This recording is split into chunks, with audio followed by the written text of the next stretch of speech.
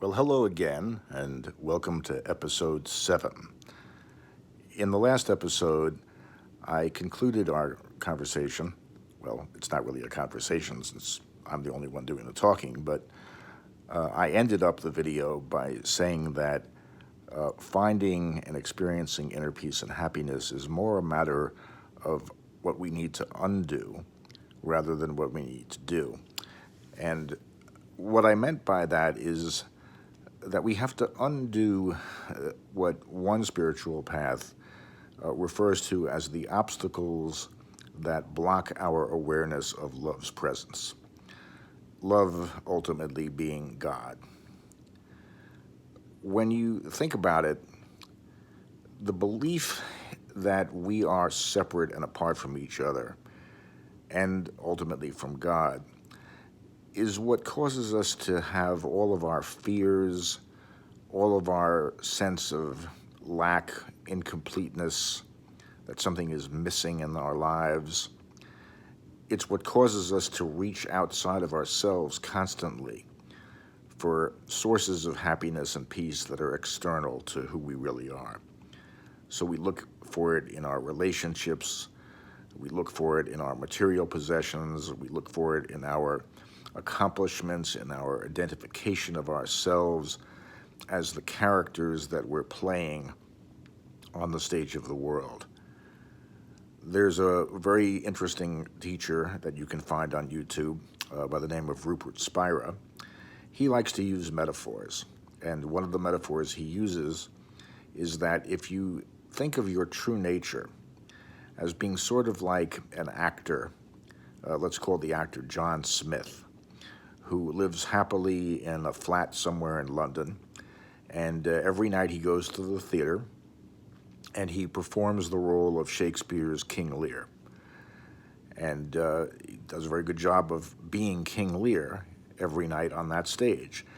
But then he goes home and he returns to being who he really is, which is John Smith.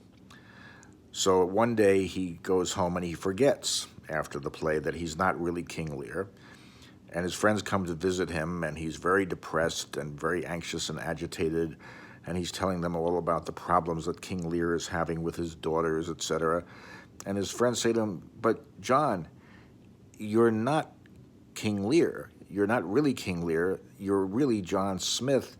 You just play the role of King Lear when you go to the theater and you're on that stage." And eventually he realizes it. He wakes up from this dream that he's King Lear and remembers who he really is, which is John Smith. And for us, it's a matter of remembering that our true nature is not the physical, finite, temporary being that's walking around here in the world, being who we think we are, because that's not who we really are. What we really are is part of that infinite consciousness that permeates and is the source of everything, and this is what people refer to as God. And, different traditions and different religions have different interpretations as to exactly what God means, but I think it's universally agreed that God has no physical form. God is not bounded by time or space. God is eternal, and God is infinite, which means that God is not confined. God is not confined to a particular place.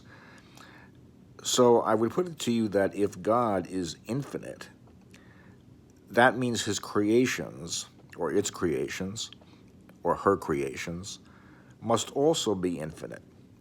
Part of that infinity, part of God. Why?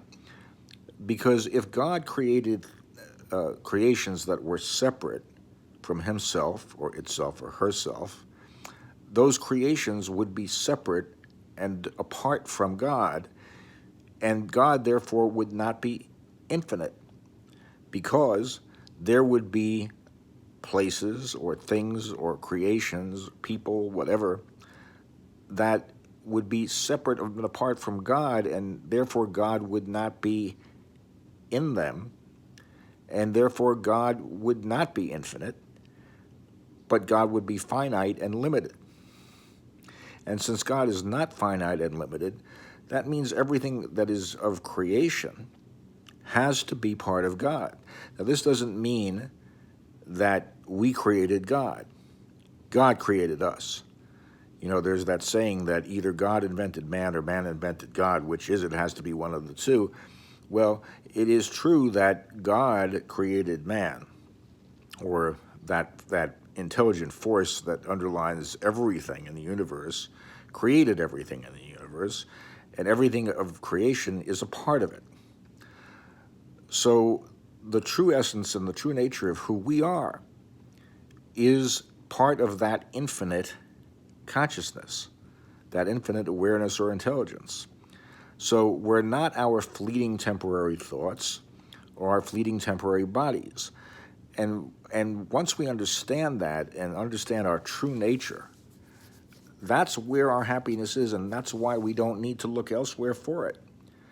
So the undoing that I'm talking about is breaking down the entire belief system that causes us to think that we're King Lear when we're really John Smith. See you next time.